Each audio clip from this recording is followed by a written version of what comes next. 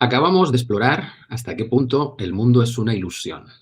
Esta afirmación confronta nuestro sentido común de las cosas y puede provocar una mezcla de estupor, burlas y desprecio. Las sociedades teológicas tradicionales resolvieron el desafío de la ilusión del mundo despreciando el mundo, negando el placer, la sensorialidad, el cuerpo. Las sociedades materialistas contemporáneas tratan de resolver el desafío de la ilusión del mundo exacerbando la ilusión. Si no hay otro mundo, inflemos este mundo. Vaya si lo hemos inflado. Bienvenidas, bienvenidos a este segundo vídeo sobre el libro Filosofía Viva de mi hermano Alejandro Moreno. Buenas, Alejandro, ¿cómo estamos? Hola, hermano, ¿cómo estamos? Muy bien, con ganas de empezar este segundo capítulo. Genial. Y vamos al segundo capítulo, que tiene por título El final de la ilusión, pero este vídeo lo hemos titulado de otra manera, porque a lo que se enfrenta el hombre en algún momento de su vida, el hombre y la mujer, es al vacío. Cuando descubres que esa ilusión que ha generado este mundo materialista se viene abajo. Bueno, Cuéntanos. una experiencia denostada porque nadie quiere pasar por ahí y a la vez una experiencia necesaria.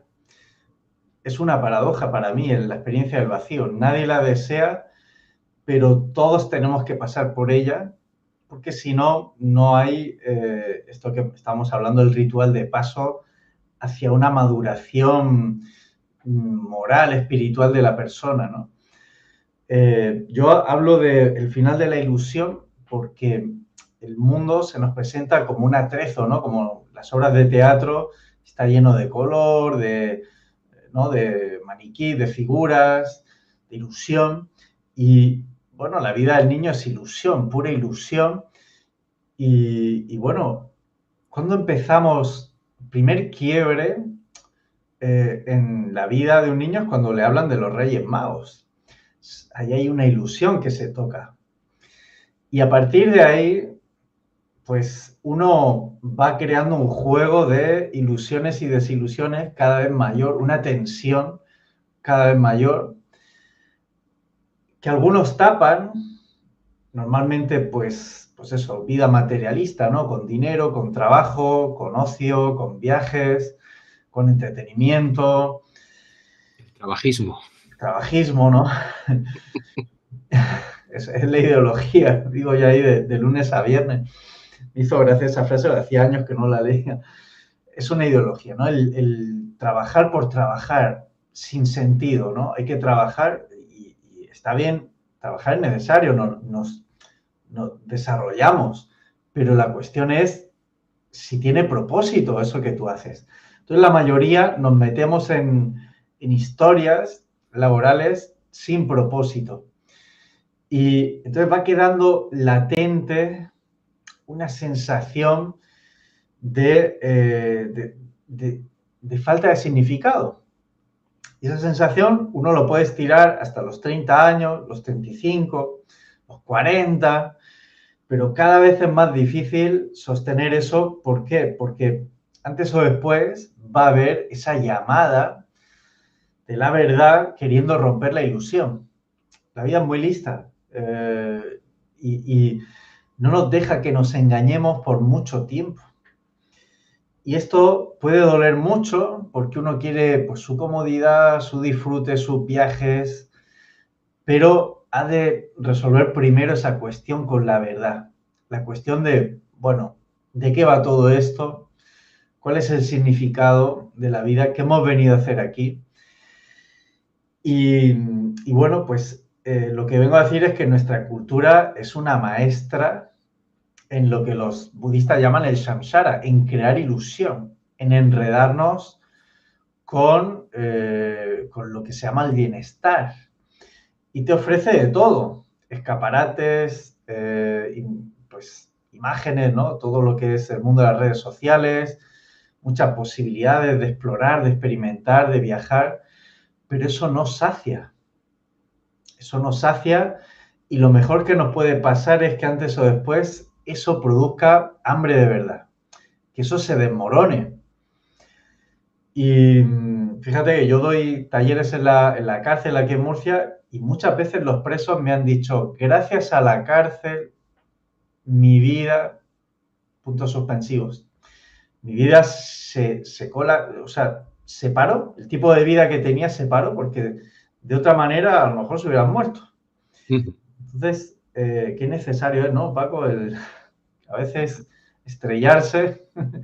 Esto es bueno decirlo a toro pasado, cuando estás en pleno choque, pues esto no ayuda mucho, pero a toro pasado dices, bueno, menos mal que me estrellé, porque ahí pasan cosas.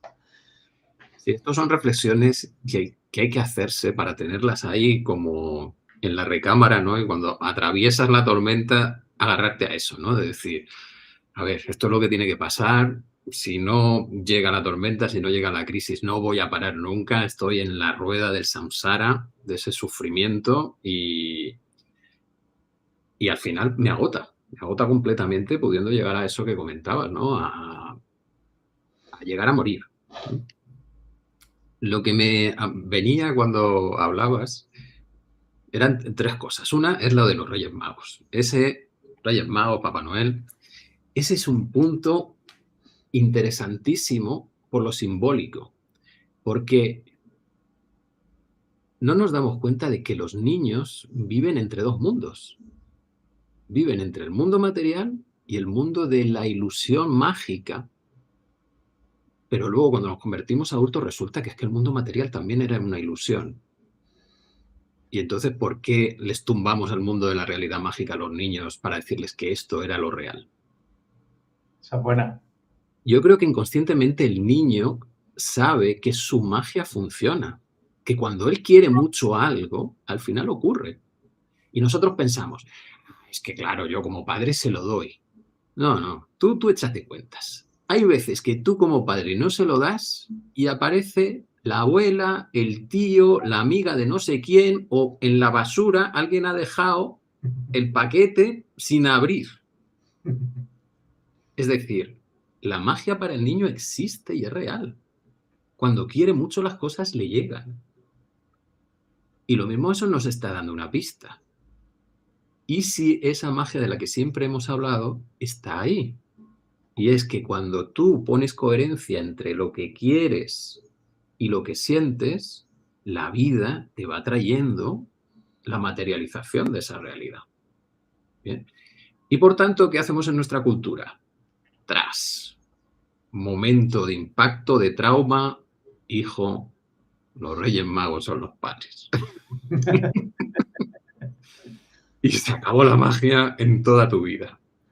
Y mira que podemos hacer una traducción diferente, ¿no? Es que todos somos magos y entonces estamos aprendiendo a traer eso que queremos al mundo y los padres somos también una parte de esa magia. Ahora tienes que descubrir la tuya y seguir pidiendo. Aquello de pedir y se os dará, que luego se nos olvida, ¿no? Eso es. Bien. Bueno, eso por un lado. Y por otro lado, es como reivindicar el poder que tenemos los humanos. Que decías, la vida te va a poner delante de ti la verdad.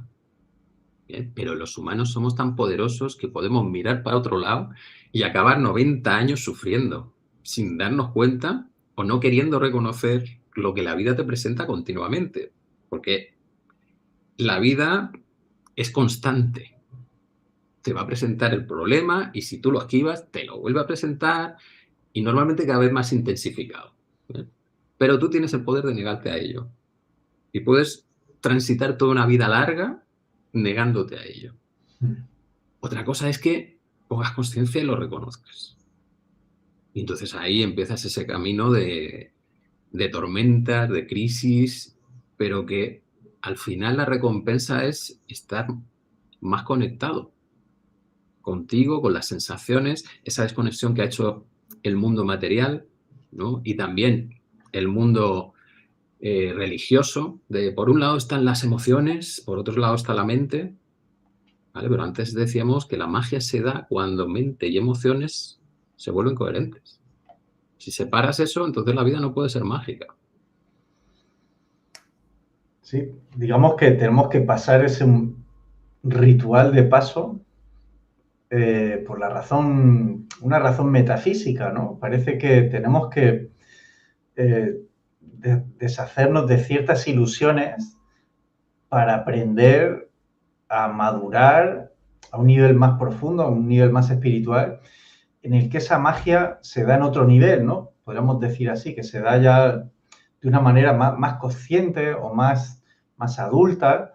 Me ha gustado ese... Los niños ya tienen la magia y ¿por qué no acompañarles en el proceso de decir, bueno, es que la magia que tú has tenido, ahora la tienes que ir trabajando un poquito más, de esta manera un poquito más intencional o más consciente, más madura. Y bueno, a los adultos lo que nos pasa es que nos la quitan y lo que nos queda es la materia. Y la materia, llega un momento en que dices, ostras, esto es muy chato, ¿no? Este mundo es chato, es parco, falta alma. Tengo 3 coches, tengo 3 casas, mujeres, tengo todo, pero eso le falta alma.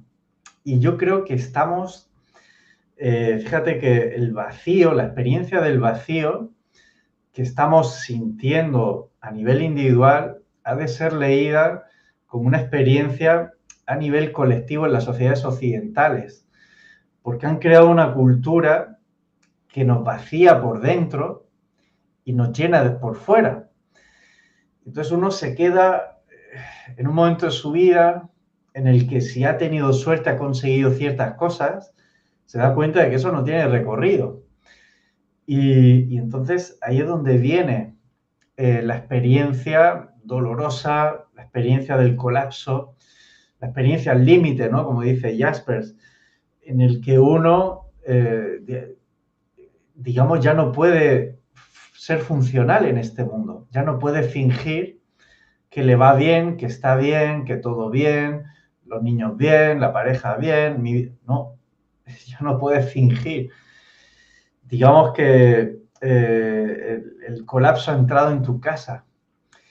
Y ahí es donde viene la pregunta, ¿eh? ¿Qué pasa, no? ¿Qué hacemos?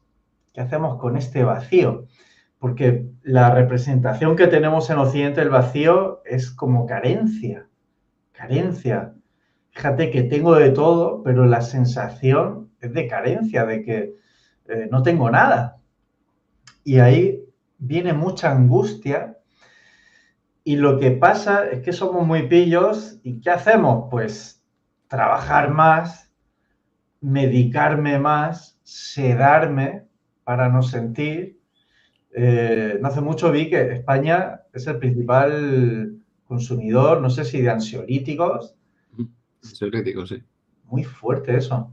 El primer país del mundo en consumir ansiolíticos. O sea, somos maestros en evitar sentir esos vacíos, ese malestar que se abre, ¿no? Es como una grieta oscura que se abre y uno ve ahí el abismo y dice, yo ahí no me meto, prefiero sedar.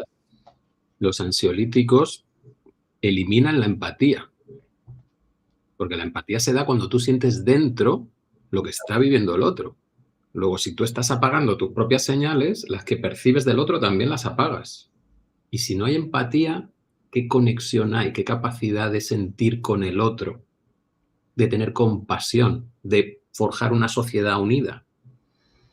Claro, te disgrega, te aísla también, ¿no? Vas un poco en piloto automático, va mucha gente, ¿no? Va, eso, como un autómata, haciendo, cumpliendo, pero totalmente vacío por dentro.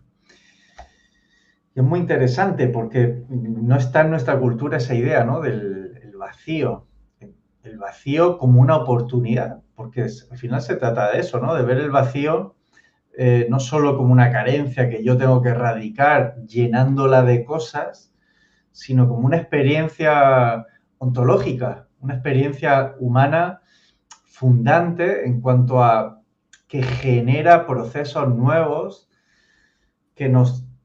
En realidad mi lectura es que una experiencia del vacío es una llamada al crecimiento de la conciencia.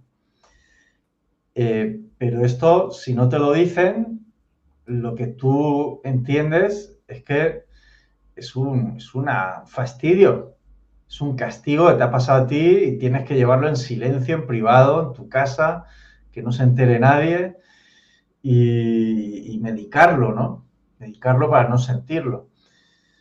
Claro, se trata de eso, ¿no, Paco? De ver que al final no hay dualidad y en el vacío más oscuro, tenebroso, angustioso, ahí también lo que se abre es un proceso madurativo que no has podido hacer antes, por la razón que sea, ¿no? Pero te ha tocado ahora y la vida llama así con insistencia diciendo, bueno, vamos ya, maduramos ya, crecemos, nos hacemos adultos en ese nivel espiritual o todavía no. Yo creo que esto está pasando también a nivel civilizatorio, que nos hemos quedado en las multinacionales, la sociedad de consumo, el bienestar material, pero todo eso ha llegado a un límite. Y a nivel colectivo estamos como preguntándonos quiénes somos, ¿no? ¿Qué sociedad es esta, ¿no? ¿Cuál es nuestra identidad? Mira, dos términos que has dicho y que yo creo que dan el contexto. Uno es azar, ¿no? La suerte. Si tienes suerte en esta vida, entonces, y el otro es el vacío. Y fíjate cómo enlazan en nuestra cosmovisión occidental. Como nos cargamos a Dios, la divinidad tiene que existir de alguna manera, porque nosotros no somos tan poderosos como para haber creado el mundo, la vida. ¿Y qué se nos ocurre cuando nos cargamos a Dios? ¿Qué otra deidad tiene el mismo poder? El azar. Y te lo encasquetas en la biología, pero claro, como eso queda un poco cutre, al final lo pones en la base de la física, el azar cuántico. O sea, fíjate qué desconexión de la realidad tenemos que no somos capaces de identificar que hemos camuflado a Dios en la base de las teorías físicas. Una causa sin causa previa. El azar cuántico. Pero de hecho estamos invocando ese azar, o más bien la magia, cuando decimos que tenemos suerte o no tenemos suerte. La magia es la manera de tener suerte. Es la manera de hacer fácil el proceso de obtener lo que tú quieres. Pero nos vendieron el cuento de la lechera y luego nos hicieron el mayor engaño del mundo. Con esfuerzo se consigue todo. Díselo a los chavales que no acaban la ESO. 27% de los estudiantes en España. ¿Cómo que con esfuerzo se consigue todo? ¿O el esfuerzo es lo importante? No, lo importante es que consigas lo que tú buscas o no. El esfuerzo lo que indica es la desalineación que hay entre lo que tú quieres y cómo te sientes. Ese es el conflicto interno. Bien. Sí, prueba. ¿Y cómo lo resuelves? Con el vacío. Que de nuevo nos han hecho la gran trampa y nos han dicho, vacío es la nada. No. La nada no existe, es un concepto ilusorio absoluto, porque algo existe, estamos aquí, estamos hablando, no sabemos exactamente qué somos, pero algo existe. Luego la nada es la negación de lo que sí es, la existencia. La cuestión está en el vacío. ¿Qué significa vacío?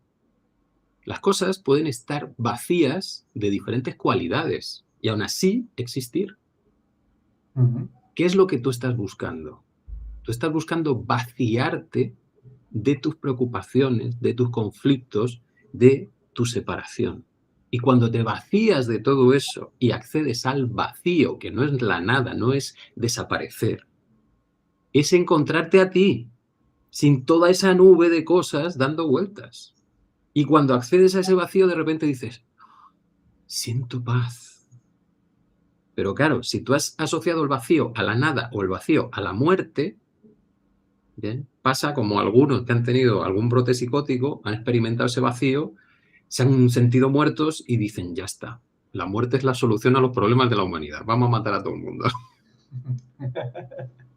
Y es el problema de la cosmovisión, de si no tienes una manera de explicar los conceptos referentes a tus sensaciones, pues al final se te lía todo.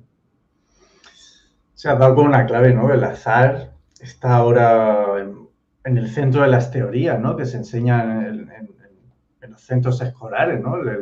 Todo es fuente de azar. O sea, la vida viene por azar de la materia inerte. Claro, y uno observa la galaxia y dice, ostras, el azar, cómo entrelaza, ¿no? El azar. Son preciosas, ¿no? Esas fotos de galaxias. Y vamos, una flor. Dice, ostras, el azar es bueno el azar. Y el rostro humano, esa complejidad que tenemos también, decir que eso viene del azar, ostras, sentir amor, eso va a crear el azar. Como que, o sea, lo inferior crea lo superior. Esa idea es lógicamente imposible. Pero no es lo inferior crea lo superior, es la falta absoluta de orden puede generar algo. Claro. Es el tema, ¿no? Porque lo inferior, si tiene un orden, sí que puede generar cosas superiores. Es decir, nosotros tenemos un proceso evolutivo también en nuestra propia vida o como sociedades. ¿Bien? De pequeños podríamos decir que tenemos capacidades inferiores, pero esas capacidades nos van permitiendo interaccionar con el ambiente, vamos aprendiendo y vamos desarrollándonos. Si lo inferior puede dar lugar a lo superior, pero porque se va generando un orden. Ese orden se va amplificando y se dan nuevas capacidades. Pero es que el azar ontológico no tiene orden ninguno. No se puede dar. No tiene razón de ser. Claro. Bueno, pues en ese azar se zambulle uno, ¿no? En esta nada como carencia, en este vacío, uno piensa que todo es azar, que todo es pasajero, Sin sin sentido. sentido, fútil, y que ahí, pues, ¿no? Esa sensación de que nada tiene coherencia.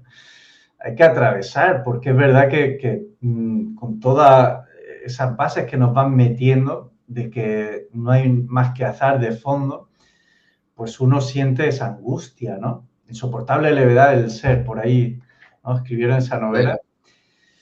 Fíjate lo bien que han descrito los escritores el vacío como carencia, pero no el vacío como esa experiencia que tú dices que si yo me dejo estar ahí, voy a descubrir una paz profunda. Esto es difícil de entender cuando uno no la conoce. Cuando uno está en ese vacío angustioso, lo único que ve son tinieblas, ¿no? Emociones de ansiedad, de insuficiencia, de falta de sentido, angustia. ¿Quién quiere entrar ahí? Nadie. Un buen guía es el que te va a decir, no, es que es ahí donde hay que entrar, porque ahí está la paradoja que donde más noche hay, más sol vas a encontrar. Donde más oscuridad parece que hay, es donde va a refulgir el mediodía, ¿no? Pero tienes que entrar ahí para atravesarlo y transformarlo, ¿no? Es como una gran paradoja de la experiencia humana que hoy en día no tenemos claves para saber interpretarla y saber reconocer en qué lugar estás. Si uno tiene una crisis vital y está en los bajos fondos, ha tocado fondo, se va a lamentar, va a pensar que es un desgraciado, que su vida es una miseria, que él no vale, va a sentir mucha culpa, mucha vergüenza, rabia. Y ahí se va a quedar y va a luchar por tratar de armar otra ilusión como antes. Va a buscar un trabajo igualmente sin propósito, otra pareja que no le llene realmente. Va a reconstruir algo superficial. Pero si uno se queda ahí, y bueno, hablo por ahí de las tecnologías de la soledad, ¿no? Uno siente soledad ¿Y qué hace con esa soledad? Pues el ser humano ha inventado muchas tecnologías para la soledad. ¿No? Hablo ahí, pues, los retiros, ¿no? Las cavernas, ¿no? Esa experiencia, las incubaciones, ¿no? Que habla Peter Kingsley. Kingsley, ¿no? Peter Kingsley. El retiro a la montaña, el retiro al monasterio, el estar radicalmente solo, esa experiencia siempre va a ser necesaria. Y las culturas van creando formas de estar con tu soledad y ver ahí, pues, tus demonios, tu sombra y Verte a ser. recuperar, integrar esa parte, ¿no? Sí, es que, según hablabas de lo de la soledad te permite en un momento dado que dejes tu papel. Es como que también tiene ese punto de irte abandonando, ¿no? Y ese abandonarte es, pues, la ruptura de ese disfraz que llevas, de esa máscara, de decir, puedo hacer lo que quiera, que no va a venir un juicio, o aunque venga ya me da igual. ¿Bien? Entonces, es como ese proceso de deshacerte de todas esas estructuras de juicio y permitirte ser en contra de lo aceptado, y de repente te das cuenta de que no ha caído el rayo de Zeus y que sigues aquí. Y entonces, bueno, ¿y qué pasa si me dejo ser como me sale ser? Es la clave, es lo que estás buscando. Pero, claro, necesitas ese aislamiento del entorno para que los feedback, ¿no? Los retornos que obtienes por querer cambiar no te bloqueen el proceso de cambio. Aunque también ahí hay una trampa, que también lo dices en el libro, ¿no? La soledad, el aislamiento es una herramienta de ayuda en ese proceso de cambio, pero luego tienes que testar si lo que estás haciendo se ha integrado. Tienes que volver al mercado, tienes que volver a la sociedad y poder mostrarte, ¿no? Ese final del proceso espiritual, que es llevar tu luz, esa que has encontrado en la iluminación, al mundo y compartirla con los demás. No solo quedarte ahí, ¿no? Iluminado en el monte, ¿no?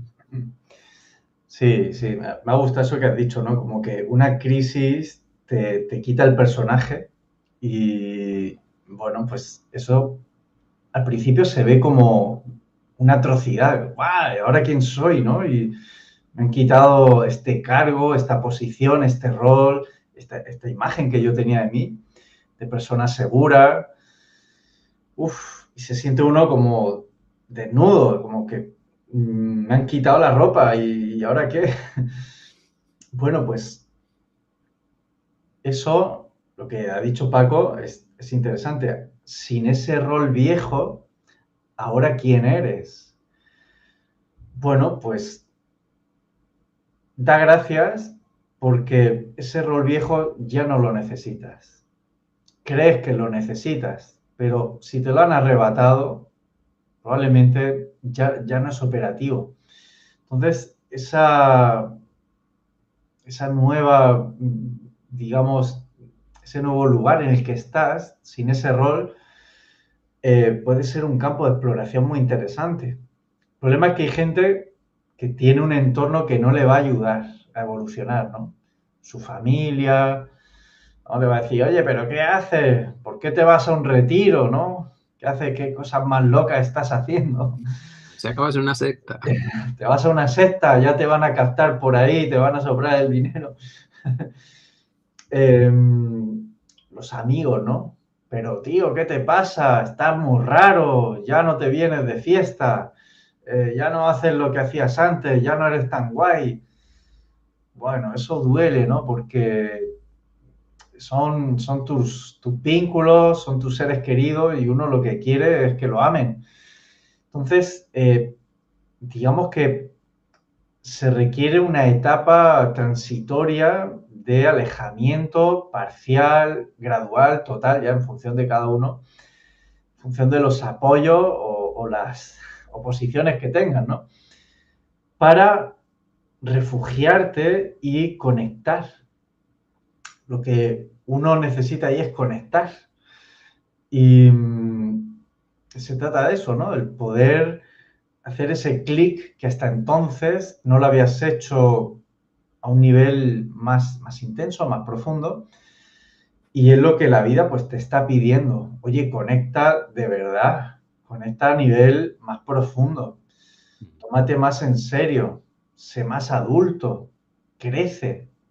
Yo entiendo así, ¿no? Una experiencia del vacío es un mensaje que la vida, Dios, como lo quieras llamar, te está diciendo, crece. Las herramientas que tenías o las estructuras en las que te sentabas hasta ahora no eran suficientemente sólidas, tienes que profundizar en ellas para crecer. Y bueno, esto es como los niños, ¿no? Mi hija tiene 6 años, por las noches a veces pega unos berríos impresionantes porque al día siguiente la veo más alta, ha crecido. Entonces, eso, una paradoja, que el crecimiento duele. Y una experiencia del vacío es una experiencia dolorosa de crecimiento. Pues esto me enlaza con lo que hablábamos antes, de que la iniciación femenina, antes de la grabación, Ah, sí. la iniciación femenina es el parto. Bien, de hecho, en muchas culturas amazónicas, el trabajo de los chamanes es con los hombres, no con las mujeres. Las mujeres tienen sus propias iniciaciones biológicas y son todo lo potentes que pueden ser, ¿no? De hecho, se habla de que una mujer, cuando está en contacto con ella misma, entra durante el parto en lo que llaman un estado no ordinario de conciencia, que es el planeta parto, en el que ellas están pues como en un viaje enteogénico totalmente, percibiendo la realidad de otro modo, su cuerpo, su conexión y todo, ¿no? Entonces, esto lo enlazo con algo que en una cita que haces en el libro, que tiene que ver con Sócrates. A ver si lo encuentro. Sócrates es recordado porque buena parte de su magisterio consistía en exponer a sus interlocutores al escarnio público a través del cuestionamiento y la burla. Que cuentes esto está muy bien, porque muchas veces en filosofía se idealizan las cosas, ¿no? Y Sócrates te cuenta en la mayéutica que a través de las preguntas te hace evolucionar. Bueno, ¿por qué contaba antes lo del parto? Porque, según tengo entendido, la madre de Sócrates era partera. Y Sí. mayéutica es como el proceso de ayudar a parir, ¿no? Y claro, el parto también puede ser doloroso. Si no estás en ese punto de armonía, hay que sacar lo que está ahí atascado. Y entonces empiezas un proceso de sufrimiento, de enfrentarte a lo que no quiere salir, ¿no? Porque hay una parte que cierra y otra parte que empuja. Y claro, ¿cómo logras eso? Pues lo mismo tiene que venir algún cabroncete a decirte, oye, ¿te has dado cuenta de esto? ¿Te has dado cuenta de que aquí estás cerrando eso que tú dices que quieres? Bien. Y entonces, sí, hay veces que te vas a los retiros, te vas a la montaña y te encuentras contigo mismo y la soledad. Bien. Hay otros que eso les resulta demasiado y entonces la vida te pone al lado al que te toca los cojones, pero a dos manos. Si entras en esa parte de tomar conciencia, si te altera, es porque hay algo ahí que no está en armonía, no es coherente. Y pues precisamente tu entorno también está haciendo esa labor, porque tu entorno está diciéndote, oye, tú antes salías y valorabas por qué salías, ¿por qué ahora no lo haces? Esa pregunta te está interpelando a ti, te está diciendo, ¿tú realmente estás armonizado con el nuevo estado o lo estás pregonando? ¿O estás en el proceso de fingirlo hasta que te lo crees? Y el entorno funciona así. Si tú eres incoherente internamente, el entorno te lo pone y te va a poner unos que te dicen, oh, qué guay lo que estás haciendo, y otros de, pero tío, deja de engañarte, si tú eras el más fiestero del pueblo. Bien. Y en ese punto, pues radica la clave de me voy a dejar sentir, empiezo a permitirme vaciar para llegar a ese vacío interno que es el que asienta mi nuevo ser. Pues la vida, como bien dices, nos pone a todos esos entrenadores a nuestro alrededor. Lo que pasa es que estamos en pelea con ellos, ¿no? Y no, yo a mi manera. Bueno, sí, si lo vas a hacer a tu manera, pero bueno, abre un poquito los ojos porque las posibilidades las tienes. Sí, sí. Bueno, esas figuras confrontativas, ¿no? Que te van a desafiar de ¿para dónde vas? ¿Vas para arriba o vas para abajo? ¿Vas para adelante o vas para atrás? ¿Mm? ¿Realmente te lo crees? ¿O esto es una nueva historia pseudo espiritual que te estás contando aquí para dártelas de algo, ¿no?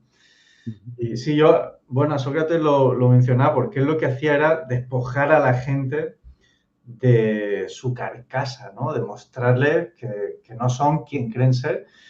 Y esto se da en la experiencia del vacío, el darse cuenta de que no eres tan listo como creías, o tan fuerte como creías, o tan seguro como creías.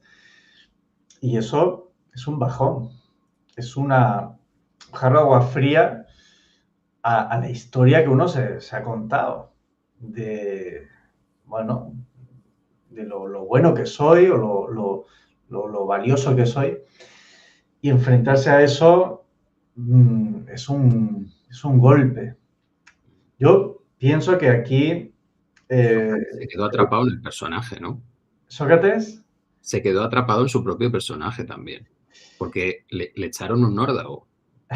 sí, sí, dijo, pues yo me Claro, voy. pero él hizo lo que no debía haber hecho, porque si yo te cuestiono a ti para sacar lo incoherente en ti, Sócrates dijo, pues yo soy ultra coherente y me muero. En vez de decir, coño, si me están tirando esto, ¿qué es lo que no es coherente en mí? Bueno, él no veía coherencia, incoherencia. Sócrates, Claro. yo pienso que le faltaba más corazón, un poquito más de amor, de esa parte, ¿no? Compasiva. Pues dijo, pues no, me muero antes que reconocerlo. Sí. Bueno, él era un confrontador y a lo mejor eso es lo que necesitamos a veces, ¿no? Un confrontador que nos diga nuestros engaños, cuáles son, que nos empuje al abismo cuando uno no quiere dar el paso porque cree que el abismo es infinito y que ahí no hay nada más, que nos diga verdades que son dolorosas y eso a veces son los buenos amigos, ¿eh? Un buen amigo no es el que te acaricia solamente, sino también te dice verdades que duelen pero lo dice con amabilidad, te lo dice con cariño, pero son verdades que necesitamos escuchar, ¿no? Autoengaños, todo eso. Y ahí entra en juego el rol del chamán, del maestro, del guía, que también, pues, nuestra sociedad lo ha erradicado buena parte, porque cree que ya no necesitamos nada de eso, todo es nuestra voluntad, ¿no? Es lo que decías antes, ahora todo es azar y voluntad. No hay nada, no hay orden, nada tiene sentido más que el que tú le des, pues tú y tu voluntad sois los que tenéis que apañaros para construir sentido. Pero partimos de una situación en la que no hay sentido. Esto ha hecho un daño, el existencialismo, esta idea ¿no? de hacerse a sí mismo, construir tu esencia.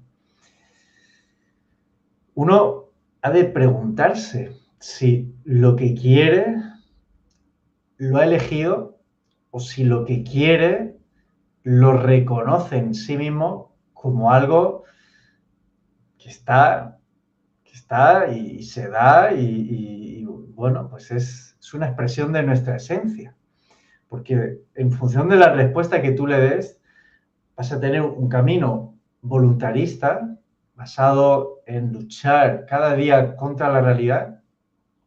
El otro camino es escuchar qué se mueve en mí, qué querer se mueve en mí, pero es un querer impersonal.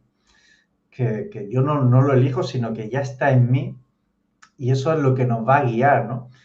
Y bueno, un vacío de este tipo, una crisis, se da cuando uno no ha escuchado ese impulso natural que nos mueve, ¿no? Y lo ha reprimido o no lo ha querido escuchar o ni sabe que está ahí, de tan bloqueado que está. Y bueno, un guía, un acompañante te ayuda a conectar con ese impulso natural que uno trae. Toda planta tiene un impulso natural al crecimiento. Pues el ser humano igual tiene un impulso natural al crecimiento. El problema es que tenemos la capacidad para cercenarlo o nos lo cercenan, ¿no? No es que queramos cercenarlo, sino que nos vemos cercenados desde etapas muy tempranas y eso va a traer antes o después una crisis. Mira, otra cita que tienes en el libro es: la función del mundo consiste en producir insatisfacción. Y se pueden hacer lecturas profundas y contrapuestas de esa frase. Sí. Porque llegaría al punto de decir, la función del mundo es hacerte consciente de las incoherencias internas, pero no ya con respecto al mundo, sino de ese ser que se está manifestando. Hasta que podríamos decir, es que tu ser tampoco es que sea perfecto en el sentido de armonía absoluta, sino que el ser se está manifestando en un mundo y el mundo está devolviéndole su estructura interna. Y esa estructura en un determinado momento se puede interpretar como positiva, y fíjate, estamos en florecimiento de la vida, de la sociedad, de las civilizaciones, y hay un momento en el que eso se vuelve rígido y empieza a marchitarse. Y el mundo te lo devuelve, te dice, oye, que hemos agotado ya esta estructura, que tenemos que evolucionar, tenemos que cambiar esa geometría sagrada que se está manifestando en ti. La tienes que llevar al siguiente nivel. Entonces, ahí de nuevo caigo un poco en lo que repito continuamente, que es, las tradiciones son válidas hasta que dejan de serlo. Lo que tenemos ahora es consecuencia de las tradiciones anteriores. No es que viniese alguien y hiciese un corte y dijese, a partir de aquí, todo lo que se hacía antes se deja de hacer. O nos hicieron una lobotomía y antes la gente se daba cuenta de las cosas y luego dejaron de darse cuenta. Todo esto es un continuo. ¿Bien? Y eso que antes era perfecto o era bueno, cuando no se va modificando en la evolución de las generaciones, pues al final está generando un conflicto interno dentro de esas nuevas generaciones que se expresa en su sociedad, en ese mundo que está generando, y se lo devuelve. Ajá. Wow, he dicho mucho. Sí, la frase de el propósito del mundo es la insatisfacción. Lo que quiero decir es que la creencia que tenemos de que el éxito o la familia per se nos va a dar la plenitud, antes o después se va a ver frustrada. Porque uno lo que tiene que hacer es un trabajo interno de profundización. Si no lo ha hecho, tenga familia o no, va a ser indiferente, tenga éxito o no, va a ser indiferente porque no va a encontrar un propósito profundo a la vida. Entonces, lo que me refiero a la idea del mundo es como la existencia fáctica, los fenómenos, los hechos, la materia, en sí mismo puede ser bueno o malo, no, pero no dice mucho. Lo importante es cómo yo vivo todo eso, cómo yo me relaciono con todo eso. Tener éxito está bien, es deseable, pero no me apego a él tampoco. Tener familia está bien, es deseable, pero tampoco me escondo en mi familia, por ejemplo, o me construyo un personaje en función de la familia. O sea, me refiero a eso, ¿no? Que Hay una frase del curso de milagros que dice: el propósito del mundo es la sanación, el propósito del cielo es la creación. Es decir, que al principio vemos un mundo de fenómenos, de hechos, de materia, y eso nos va a doler antes o después porque nos va a saber a poco, y en ese proceso uno se va sanando. Y en la medida en que uno se va sanando, ahí viene el redescubrimiento de lo que tú decías, de la magia, ¿no?, de la creación. Reconectamos con nuestra capacidad creadora, porque ahí hemos descubierto, redescubierto, que la vida nos está hablando constantemente y nos va dando tareas, nos va dando misiones, nos va dando propósitos, nos va pidiendo cosas. Y en la medida en que uno va respondiendo a eso, se da de una manera fresca, nueva, creativa, y uno, pues ahí se vive como, pues eso, como un creador, ¿no? Como un mago, como lo queramos llamar. Pues en ese diálogo. Y ahí sí, ahí está la vuelta al mundo desde otro lugar de conciencia. Al final es cambiar estados de conciencia, porque no es tanto lo que nos pasa, sino cómo vivimos lo que nos pasa, desde qué estado de conciencia lo vivimos. Entonces, una crisis, un vacío existencial, es una oportunidad de cambiar el estado de conciencia desde el cual vivíamos, cómo percibimos la realidad, cómo nos percibimos a nosotros, y eso es lo que va a cambiar, digamos, nuestra relación con el mundo.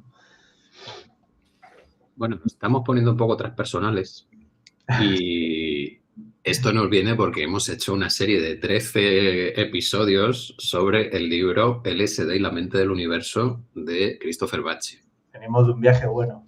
Bien, o sea que nosotros ya hemos tenido nuestras experiencias místicas hasta el punto en el que cada uno llegó, pero tener esa visión ya no materialista, reduccionista, sino que has tenido la experiencia de que la realidad es mucho más que simplemente lo material que tienes a tu alrededor, pues te ayuda a ubicar las cosas de otra manera, ¿no? Y entonces entras en ese otro pensamiento colectivo del inconsciente colectivo de la humanidad, que también tiene un proceso evolutivo de miles de años y que se manifiesta en cada una de sus pequeñas creaciones, ¿no? Los seres humanos que tienen sus vidas purificando esa generación a nivel colectivo, ¿no? Que con tu vida individual estás experienciando qué es realmente eso que se formó y estás haciendo ese proceso de sanación, ¿no? Que encajaría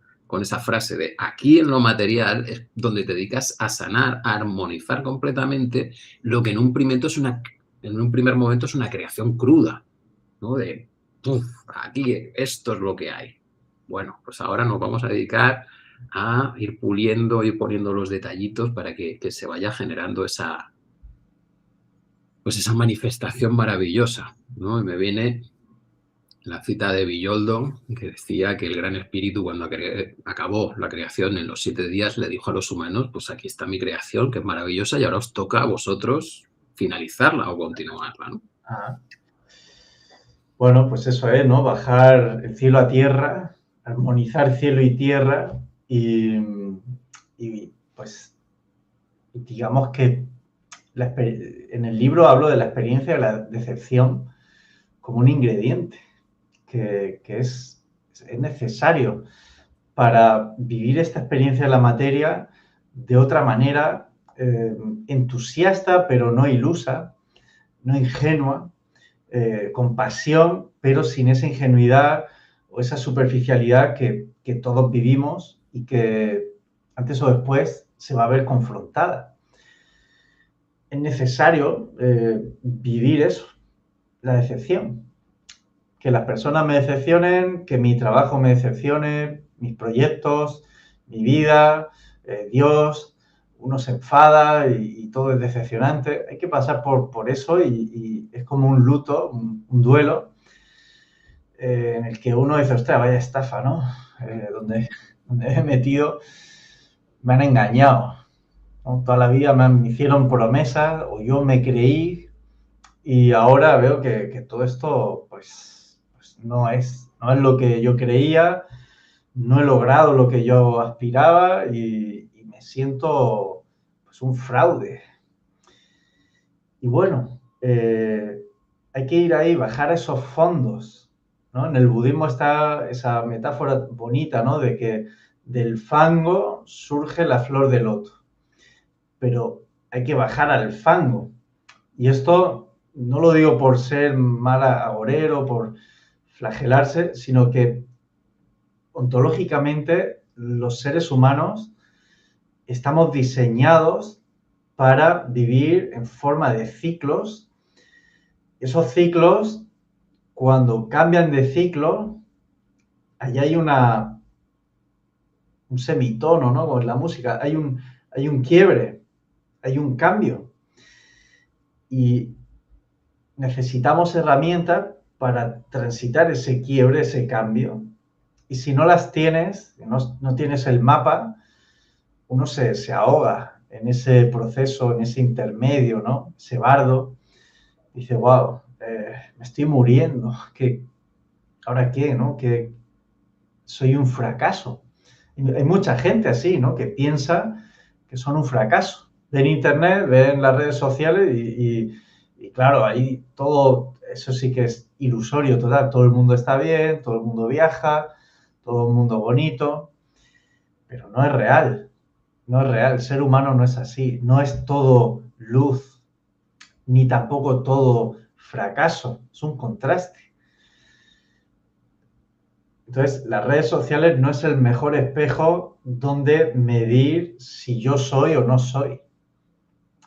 El fracaso es hasta cierto punto necesario para quitarme cosas que ya no sirven, ya no funcionan, y hacer un proceso de renovación, de purificación y transformación, ¿no? La oruga que se transforma en crisálida.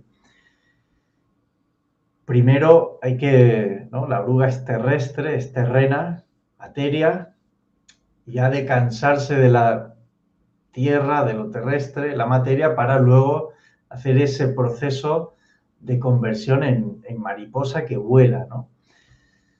Bueno, pues los seres humanos estamos diseñados, no sé decir, destinados a ese proceso, y quien no lo acepte va a sufrir mucho. Tiene que crear una vida de apariencias cada vez mayor, o medicarse cada vez más, o enfermar mucho, hasta que, si tiene suerte, vuelva a tocar fondo. Pero es una experiencia metafísica, inevitable, hasta cierto punto. Hay grados, es verdad que hay gente que lo vive como, ostras, estoy tocando fondo, hay gente como que es una pausa, pero hay que saber interpretar, ¿no? Cuando está operando esa situación para no venirse abajo, sino para recibirla con los brazos abiertos y decir, ah, bueno, ya es hora, ¿no? Ya me toca, ya es el momento, vale, bienvenido. Esto es difícil, ¿no? Hablarlo así cuando lo está sufriendo, pero digamos que la actitud ha de ser de rendición, de decir, vale, pues vamos a entrar a esos bajos fondos donde no hay unos cimientos sólidos, y ahora vamos a poner esos cimientos sólidos. Bueno, esta charla es sobre este capítulo, el capítulo 2, que es como la presentación de ese momento de crisis. Los siguientes capítulos hay herramientas para continuar el avance, no quedarnos ahí bloqueados en ese punto.